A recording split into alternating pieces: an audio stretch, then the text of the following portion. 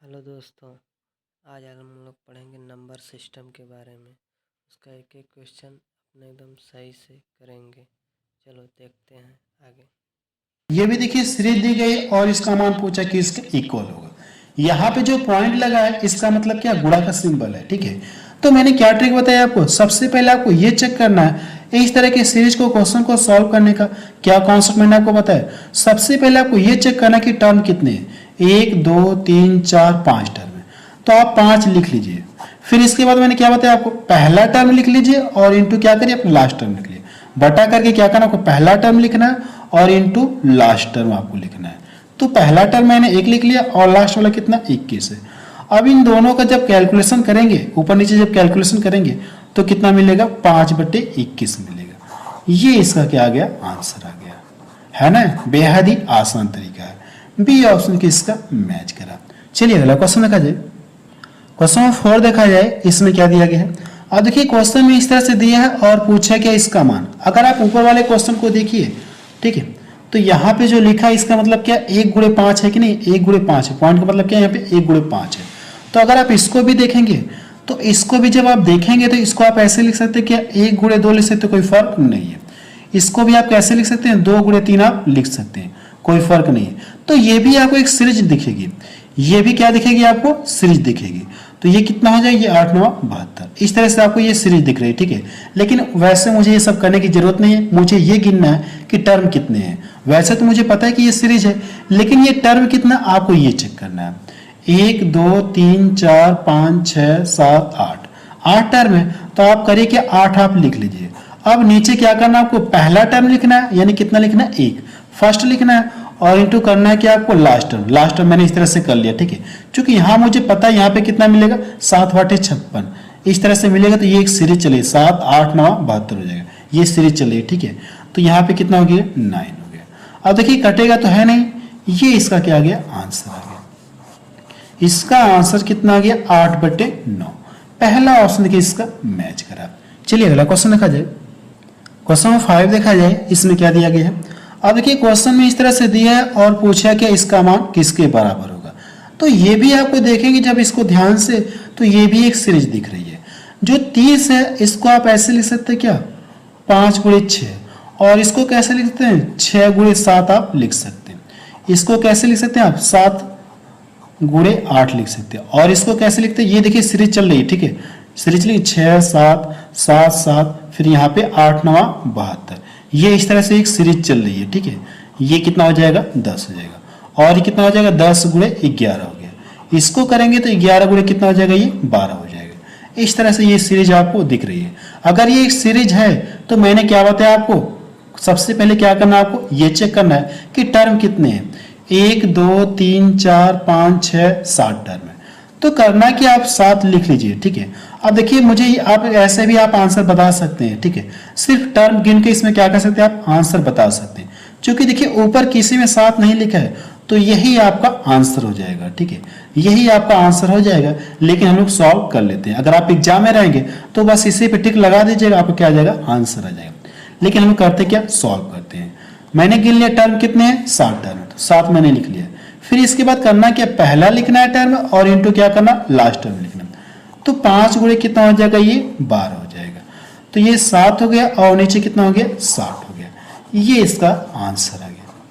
इसका आंसर कितना गया, 7/7 आ गया।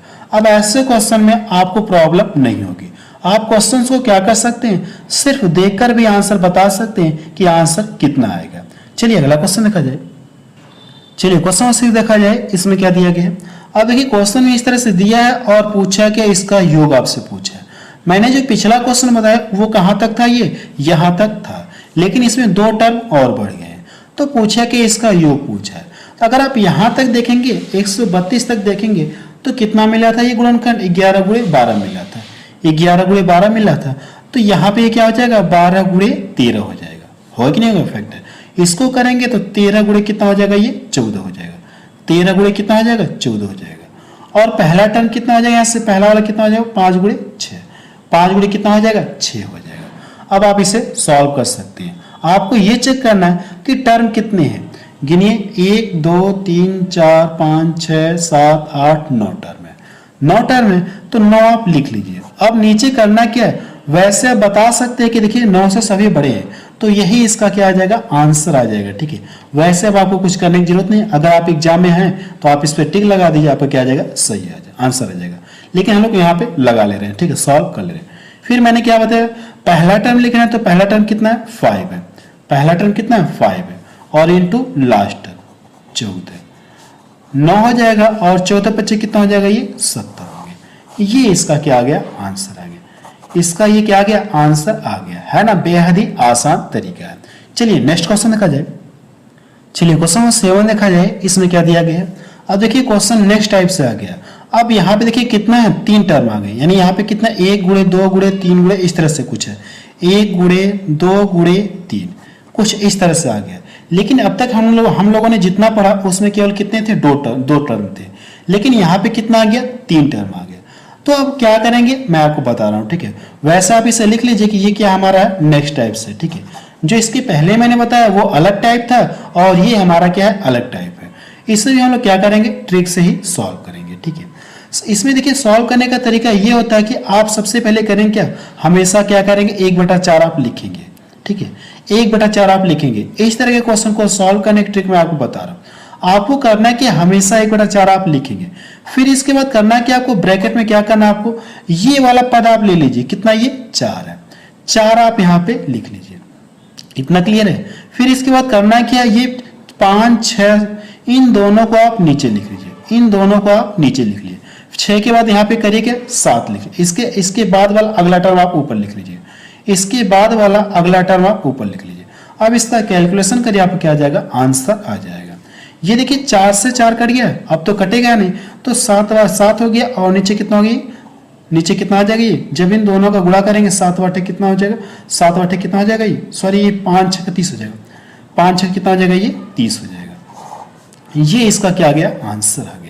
देखिए इसमें मैंने क्या बताया, एक बार आपको फिर से बता रहा हूँ, ठीक है। और ये हमारा नेक्स्ट टाइप से क्वेश्चन है। पिछले वाले क्वेश्चन में केवल 2 ही टर्म थे, यानी 1 गुणे 2 था, यहाँ पे 2 गुणे 3 था, 3 गुणे 4 था, इस तरह से हमारी सीरीज चल रही थी। लेकिन यहाँ पे कितने आ गए, कुछ इस तरह से आ गए, 1 गुणे 2 गुणे 3 गुणे, इस तरह से आ गए, नहीं 1 गुणे 2 गुणे, इस तरह से 3 आ गए। तो इसको सॉल्व करने का ट्रिक मैंने क्या बताया आपको, सबसे पहले करना कि आपको हमेशा 1/4 आपको लिखना हो।